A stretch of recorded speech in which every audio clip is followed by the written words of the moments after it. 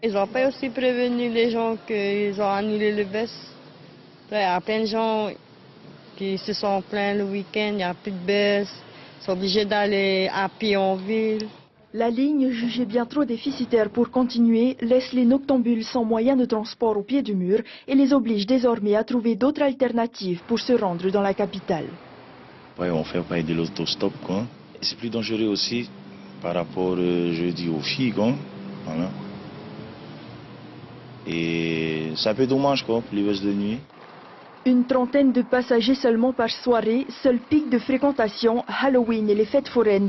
Aucun bénéfice qui contraint la société de transport à mettre fin à cette desserte. À l'heure actuelle, on est revenu comme à la situation d'avant, c'est-à-dire qu'il n'y a pas vraiment d'alternative. Les bus que vous voyez aujourd'hui, qui tournent jusqu'à 18h, ils sont plutôt pour les personnes qui rentrent du travail. C'est pas tout à fait rentable, mais là on reste dans l'intérêt du public parce que c'est évidemment pour les travailleurs. Alors que là, par exemple, le dernier tour qu'on vient de faire, il n'y avait que 2 personnes à bord. Sans surprise, du côté des chauffeurs de taxi, inquiets au départ que cette nouvelle initiative puisse mettre en péril leur activité, mais au final... Ces jeunes-là reviennent vers nous. Ces jeunes qui prennent le train que d'habitude ils vont aller. Parce qu'ils savent qu'on les dépose à des endroits pas possibles. La situation reste la même au moment où on a mis en place les bus de nuit et au moment où ils ont arrêté. Oui, elle reste la même.